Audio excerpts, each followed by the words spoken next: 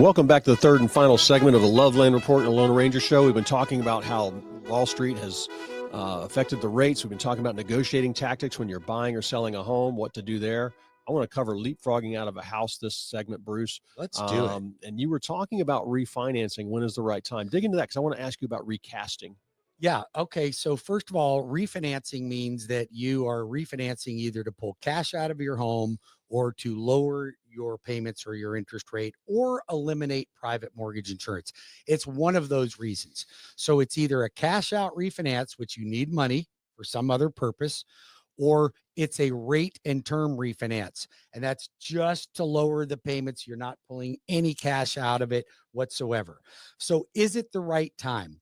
Well, it may be the right time for some, but for most, I think the benefit is going to be debt, right? Yeah. Well, for cash out refinances for debt consolidation, it's definitely the right time for you. Yeah. But if when I look at somebody that wants to lower their payments and lower their interest rate, I look at what we call our 36-month break-even period. If you can't break even with what I have to add to your mortgage for any loan costs, because you're not coming out of pocket with any money. Yeah. Right. Whatever that cost is. And when you have mortgage companies go, no closing costs, you don't pay any closing costs out of pocket. You're not paying them out of pocket. You're paying them in your mortgage. Add them in the loan. Yeah. But that's fine. Everybody does that. We all do it. But if you can't break even in 36 months or less, I don't recommend you do it. And I'm seeing a lot of these predatory lenders, particularly against veterans. And these veterans, they are very loyal to like USAA or Veterans United or New Day or whatever it is. They're very loyal because they're very convincing and they do a lot to market. Ads, yeah. But the fact of the matter is don't go with them until you check with me. I will tell you the truth. They are really an insurance company. USAA, you know what it stands for, right? No. It's United States Auto. It's an auto insurance company. I didn't know that. Yeah. They're an insurance company. I know they're big on the benefits, but yeah, their rates are not the best when I've seen that out there. And like I said, they got a NASCAR team and an F1 team and a couple stadiums named after them and tons of TV marketing for, millions of dollars a month. The rates aren't going to be the best and they're not looking out for you. They're worried about getting the deal closed. I agree. So I agree. So if you want a truth, you really want to know whether it's right for you to refinance, I created a VIP watch list for my clients. It was really just for my existing clients that, had a rate that and bought a home during a higher rate period of time. But I got so many of my listeners asking me to get on the list. So I created that list. What you do need to do, though, is you need to send me a copy of your current mortgage statement. And then I will go ahead and put you in my rate watch list. We'll determine when it will be beneficial for you to refinance. You will get a weekly alert letting you know, hey, hold on, or give me a call. And I send that out. I've got about 350 people on that list right now that are just waiting for me to tell them whether it's right to refinance. So if you'd like to get on the list, call or text me, send me a copy of your mortgage statement to 407-250-9144. All right. And I want to ask you something here about recasting. So I got a couple of our customers, they bought their house before they sold the old one. Yep. And so if they've got, let's say, all right, they got their new mortgage for $300,000, they sold the old house, they've got $200,000 to throw down on it. Yep. I've got one asking me, and I didn't know this. She's asking now. Her rate on her 30-year fixed, I think, was like 6.75. Okay. And she's asking, it's about where they are. When she gives you that 200, can she make that a 15-year? No, that's a refi.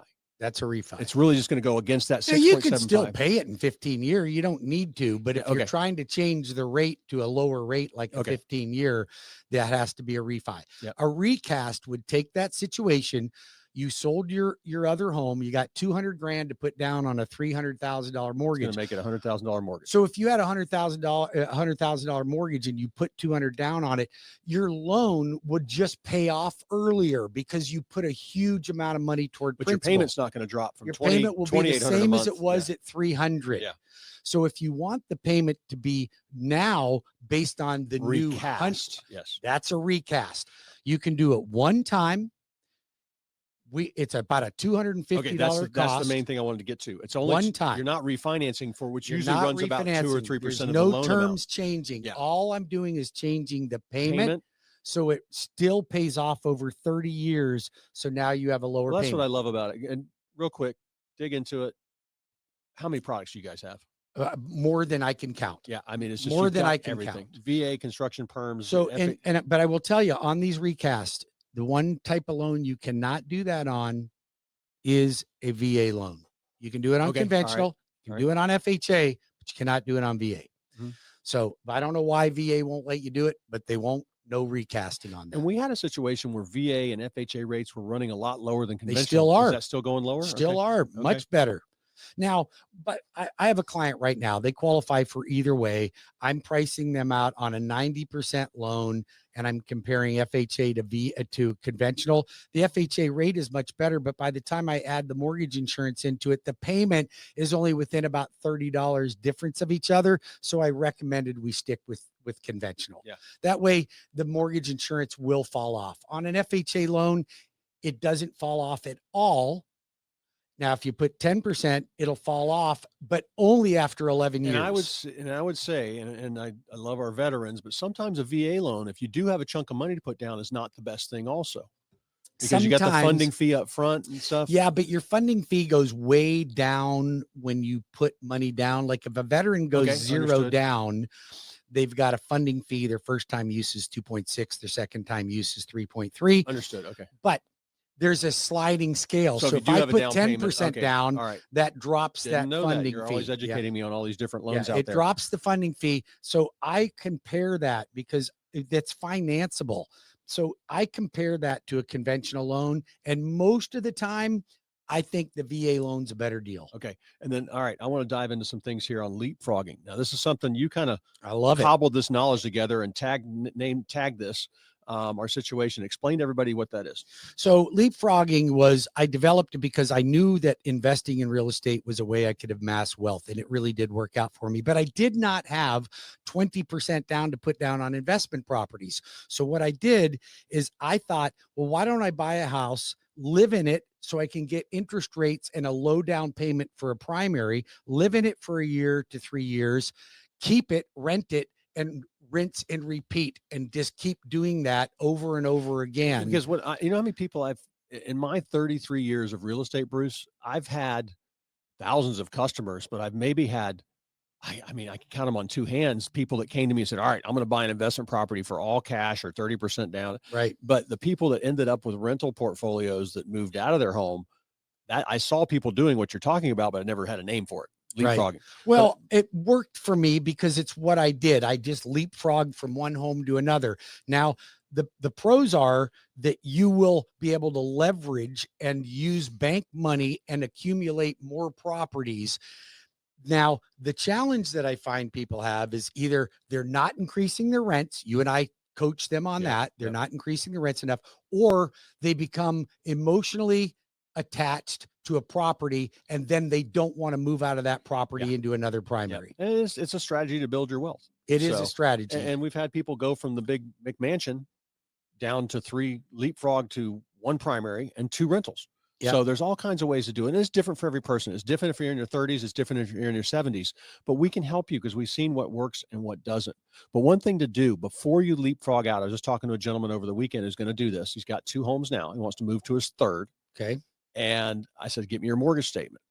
And not that he can refinance, but he did have PMI on it. Okay. And he didn't even know. He could have lost it. He's been in this house like 5 years. He probably could have gotten rid of it 2 years ago. More than likely. And so it's like $190 premium. So, but once he moves out, it'd be very hard to get rid of it, or harder since it's not his primary. So he's going to check on that.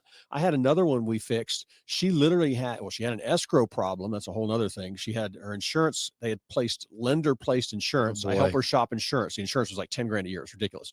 So they had readjusted her escrow account. She had like $1,500 on principal and $1,500 going into escrow. It was it was nuts. So she was only going to rent for $2,000. After we fixed all these things and she got rid of PMI, she went down to a $1,500 payment, and that saved her a ton of money. So there's a $2,000 rent. That's interesting, Cleve. There's 2 things that you just mentioned that I think need discussing. How to get rid of your PMI. When can you do that on a conventional loan? If you get the loan and it's got PMI, you have to have 22% in equity to get rid of it automatically. 22, not 20. Now, if you buy and you're putting 20% down, you don't have MI, but your mortgage company has to remove it when you have 22% in equity. But you know what they have to base it off of? The original purchase price, not today's value. Yeah. So if you are using appreciation to determine your equity position, which is a real number. Yeah. It's a real number, Yeah. but the bank doesn't have to use it by law. So you have to really convince the bank, and some of them will work with you. I've done a couple cross countries where we help people get rid of that. Some of them will work with and you. and you guys have been great on that. But don't be late on payments, or they you won't can't do be it. late in the first 2 years. It has to be 2 years, because do you just and I don't know. They're insurance companies, the PMI insurance companies, private mortgage insurance. Yes. Are they part of cross country? No, Are they separate companies? They're always independent. They're independent. They're the ones insuring all, the transaction. All PMI companies are just insurance companies. So they've got their little techno nerds in the basement. And they shine a light on every once in a Absolutely. while. And there's only like the 6 premiums. of them that really exist, and they're all pretty much the But same. PMI is a necessary, I don't want to call it I love necessary PMI. evil. I love it. Otherwise, everybody would have to have 20% to put down. That's how I leapfrogged. I leveraged properties by having PMI and putting less down, where if I had to buy a house right now for, let's just say I want to buy a rental property for $350, and I got to put 20% down, that's $70,000 that I got to put down on a house for a down payment, versus a primary residence, I could go 5% down. Yep. Right. Well, the important thing is too, the leverage there. When that 5% down on that $400,000 house, and the house goes up 40,000 after 3 years, you just made, what's that, 40% on your money? Your return on your investment is much more higher when you're putting less down. Yeah, your payment might be a little higher, but I just think people are more sit on cash, bank cash. Well, that's why I just don't think people truly understand money. And listen, I'm a 10th grade dropout. I'm not the smartest guy in the room. Most of you have a higher education than me, but I can promise you one thing. I know how money works. I watch it. I've studied it, and I take a personal attention to it. If you want my help, all you have to do is give me a call. Bruce Woodburn, I'm the Loan Arranger, 407-250-9144. Write that down, 407-250-9144, or webringyouhome.com.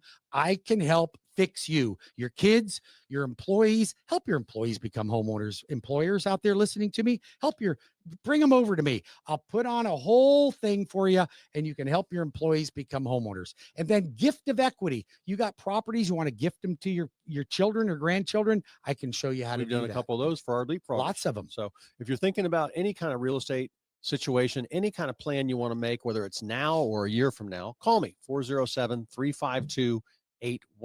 It's free for me to come out and take a look at your house, talk about your plans, or if you want to come by my office, I'd be happy to meet with you. Anybody within the sound of my voice, if you look up and down your street, I've probably sold one of those rooftops on your street.